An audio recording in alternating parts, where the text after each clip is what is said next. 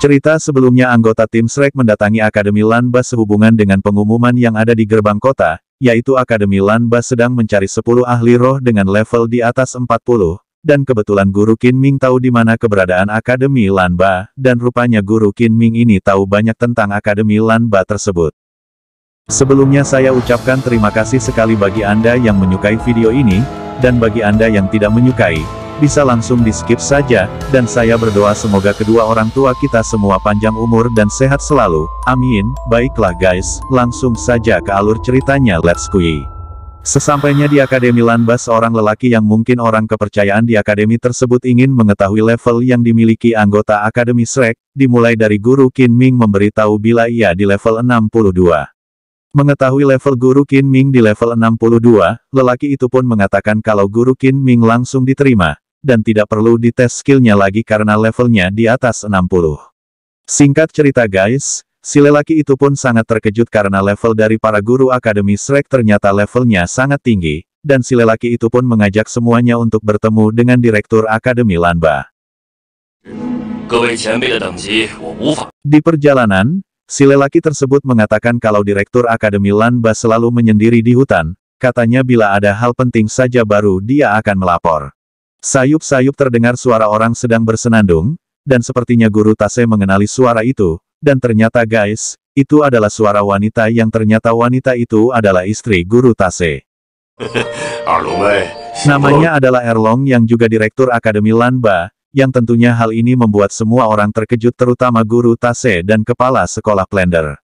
Kepala Sekolah Plender menceritakan bagaimana Akademi Shrek akan bergabung dengan Akademi Kekaisaran Surgawido, tapi kenyataannya mereka malah dibully.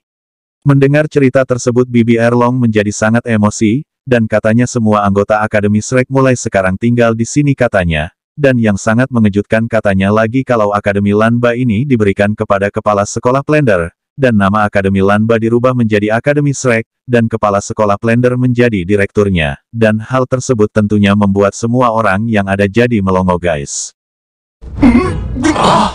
Mengapa Bibi Erlong melakukan semua itu? Dikisahkan 20 tahun yang lalu, Xiu Geng atau Guru Tase sekarang, keluar dari keluarga kerajaan untuk meningkatkan kemampuannya karena selalu dipandang rendah di keluarganya, kemudian bertemu Plender lalu mereka bertualang, selanjutnya mereka pun bertemu dengan Erlong.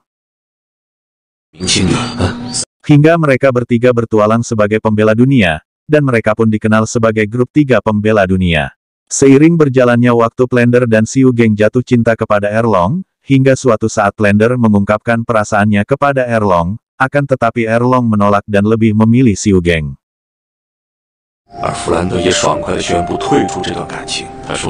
Singkat cerita guys, pada akhirnya Xiu Geng dan Erlong menikah dengan Plender sebagai saksinya, dan Plender sendiri yang menyiapkan segala sesuatunya untuk pernikahan Xiu Geng dan Erlong. Sesaat setelah pernikahan selesai tiba-tiba datang serombongan tamu tak diundang, inilah awal penderitaan Xiu Geng dan Erlong, karena yang datang adalah pamannya Xiu Geng, dan kenyataannya Erlong adalah anak dari pamannya Xiu Geng, maka hancurlah cinta dan pernikahan Xiu Geng dan Erlong. Sampai-sampai Xiu Geng bermaksud mengakhiri hidupnya.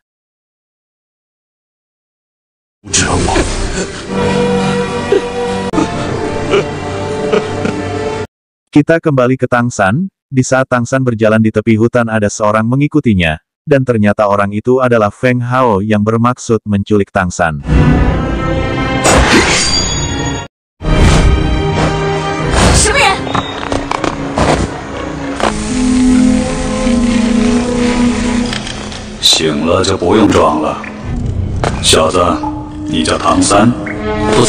Feng Hao sangat penasaran kepada Tangsan yang telah mematahkan racun skill ketiga cucunya Dunguyan dengan menggunakan racun juga. Namun sangat tidak disangka Tangsan malah mengatakan racun yang dimiliki Feng Hao hanyalah sampah. Tentu saja hal tersebut membuat Feng Hao sangatlah marah. Dengan mata Rinnegan-nya, Tangsan dapat melihat kondisi tubuh Feng Hao yang dipenuhi oleh racun, dan racun tersebut menurut Tangsan dapat meracuni tubuhnya sendiri. Tentunya Feng Hao tidak percaya, karena telah puluhan tahun racun tersebut ada di dalam tubuhnya, dan tidak mengakibatkan apa-apa bagi tubuhnya. Namun Tangsan mengetahui bila pada saat tertentu Feng Hao merasakan kesakitan akibat efek dari racun yang ada di tubuhnya. Dan Tangsan juga mengatakan kalau anak dan cucunya pun telah teracuni oleh racunnya sendiri, bahkan Dunguyan cucunya telah teracuni sebelum terlahir. 拥有强大的毒能力。 Mendengar itu Feng Hao sangatlah terkejut. Feng Hao pun percaya apa yang dikatakan Tang San. Ia pun memaksa Tang San untuk membuatkan obatnya, dan mengancam akan membunuh Tang San apabila tidak berhasil membuatkan obatnya.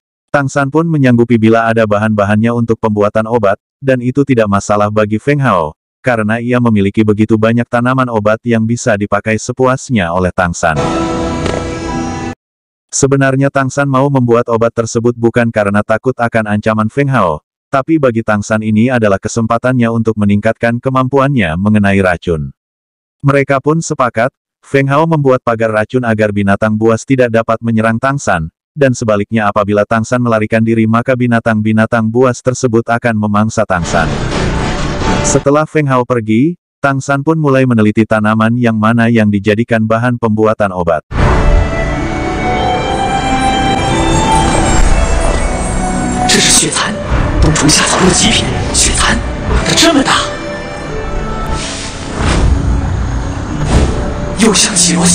Walaupun telah tersedianya tanaman bahan obat yang sudah begitu lengkap, namun dalam proses pembuatan obatnya tidaklah mudah, bahkan Tang San hampir tewas ketika itu.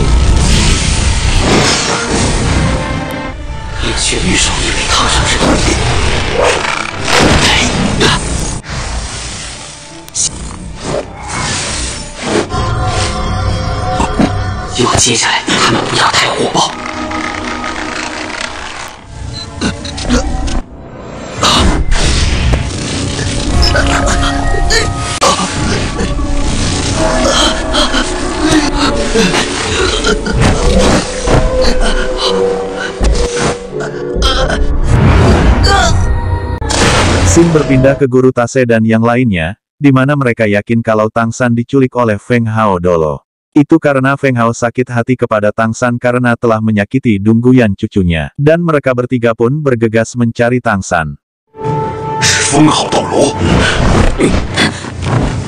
Xin kembali ke Tang San yang terjatuh ke sungai api dan es. Tang San berjuang untuk mempertahankan hidupnya.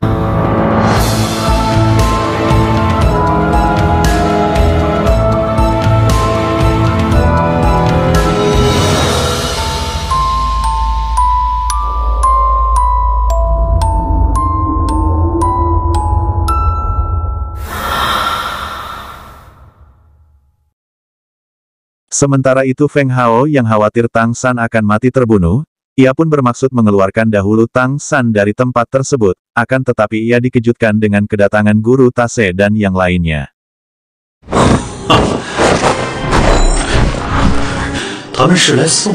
Dan tanpa basa-basi Guru Tase pun langsung menanyakan di mana keberadaan Tang San kepada Feng Hao. Feng Hao gak ada otak mengatakan kalau Tang San telah mati, tentu saja hal tersebut membuat Guru Tase naik pitam. Sesaat kemudian terjadi ketegangan di antara mereka yang mengarah ke pertarungan. Grup 3 pembela dunia atau segitiga emas yang legendaris akan berhadapan dengan Feng Hao yang bergelar Doulok. Tentunya ini bukan hal yang mudah bagi segitiga emas untuk mengalahkan Feng Hao.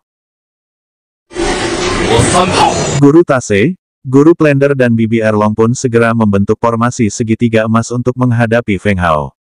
Feng Hao walau sedikit terkejut, tapi ia sepertinya dapat mengukur seberapa kekuatan formasi segitiga emas. Formasi segitiga emas segera mengeluarkan kekuatannya yaitu naga suci legendaris yang tentunya mempunyai kekuatan yang luar biasa. Tak mau mengambil resiko Feng Hao pun segera menggunakan kekuatan yang tak main-main yaitu binatang roh Raja Ular Medusa yang berumur 10.000 tahun, yang juga diperkuat dengan tulang jiwa pada kepala Raja Ular Medusa tersebut.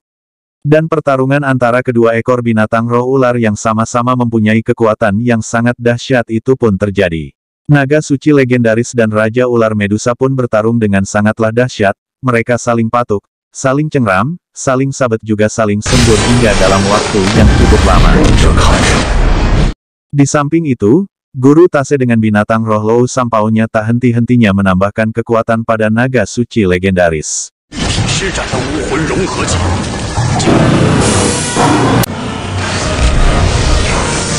Skill terkuat dari naga suci legendaris pun dikerahkan oleh Guru Tase, akan tetapi kekuatan segitiga emas dengan naga suci legendarisnya rupanya tidak cukup kuat untuk mengalahkan Feng Hao sang Doulok.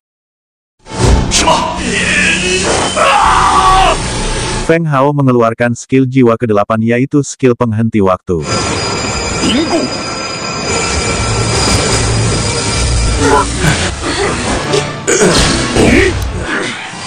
Dengan skill penghenti waktu, Feng Hao berhasil mengalahkan formasi segitiga emas dan naga suci legendaris milik Guru Tase, Guru Blender dan Bibi Erlong. Dan kini situasinya pun dikendalikan oleh Feng Hao sepenuhnya. Melihat hal ini Guru Tase mengatakan kepada Feng Hao agar tidak membunuh teman-temannya, dan hanya dialah yang patut dibunuh, karena hanya dia yang sebagai guru dari Tang San.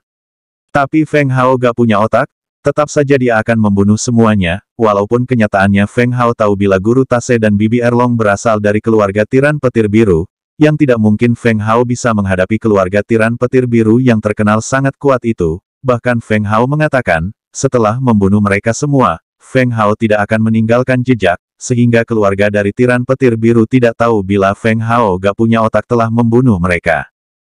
Bagaimana cerita selanjutnya guys? Silahkan subscribe dan nyalakan lonceng notifikasinya agar tidak ketinggalan video selanjutnya. Terima kasih, wassalam.